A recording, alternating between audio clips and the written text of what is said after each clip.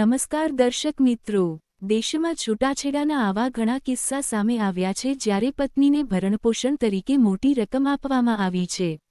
આવી સ્થિતિમાં છૂટાછેડાના કેસમાં ભરણપોષણનો નિર્ણય કેવી રીતે લેવામાં આવે છે તે એક પ્રશ્ન છે। ક્રિકેટર યુઝવેન્દ્ર ચહલ અને ધનશ્રી વર્માએ છૂટાછેડા લઈ લીધા છે। બંને ગુરુવારે બાંદ્રા ફેમિલી કોર્ટ પહોંચ્યા અને મેજિસ્ટ્રેટ સમક્ષ હાજર થયા।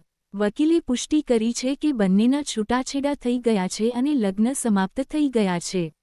છૂટાછેડા પર સંમતિની શરતો અનુસાર ચહલ તેની કોરિયોગ્રાફર પત્ની ધનશ્રી વર્માને 4,75,00,000 રૂપિયાનું ભથ્થું આપવા માટે સંમત થયા હતા। ચહલે અત્યાર સુધીમાં 2,37,55,000 રૂપિયા આપ્યા છે। બાકીની રકમ હવે ચૂકવવી પડશે। ભારતીય કાયદામાં છૂટાછેડાના કિસ્સામાં ભરણપોષણ ચૂકવવા માટે કોઈ નિશ્ચિત ફોર્મ્યુલા નથી।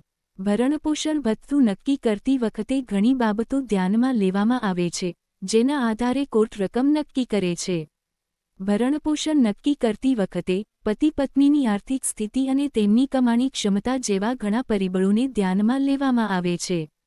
ઉદાહરણ તરીકે, જો કોઈ મહિલા 10 વર્ષથી ગૃહિણી છે અને તેણી તેના પતિને છૂટાછેડા આપે છે, તો કોર્ટ તેના ભરણપોષણનો નિર્ણય કરતી વખતે પતિની આવકને ધ્યાનમાં લેશે।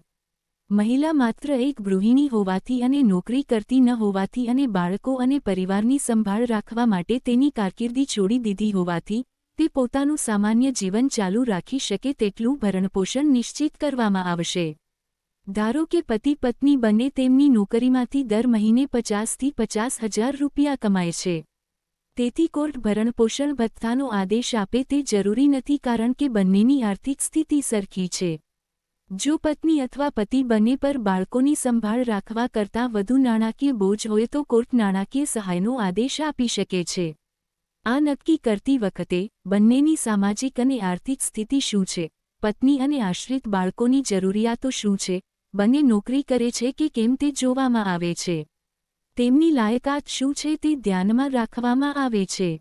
આ સિવાય અરજદારની સ્વતંત્ર આવક કેટલી છે અને તેની પાસે પહેલેથી કેટલી મિલકત છે, લગ્ન દરમિયાન જીવનધોરણ કેવું હતું, કૌટુંબિક જવાબદારીઓ નિભાવવા માટે કેટલું બલિદાન આપ્યું હતું, કાનૂની કાર્યવાહી માટે બિનકાર્યકારી જીવનસાથી દ્વારા ખર્ચવામાં આવેલી રકમને પણ ભરણપોષણ નક્કી કરતી વખતે ધ્યાનમાં લેવામાં આવે છે।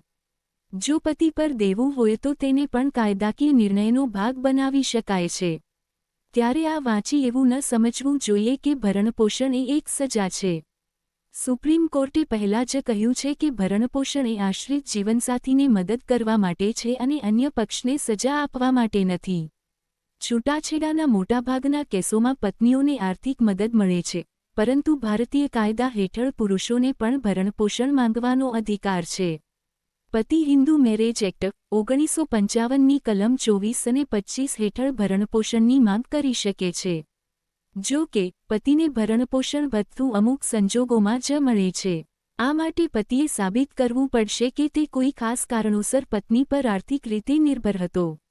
ઉદાહરણ તરીકે, તે વિકલાંગતા અથવા અન્ય કોઈ સ્થિતિથી પીડાતો હતો જેના કારણે તે કમાવામાં અસમર્થ હતો। આ સમાચાર મહત્વના અને ઉપયોગી લાગ્યા હોય તો ગુજરાત સામ્રાજ્ય યુટ્યુબ ચેનલને લાઇક, શેર, કોમેન્ટ અને સબસ્ક્રાઇબ કરી દેજો।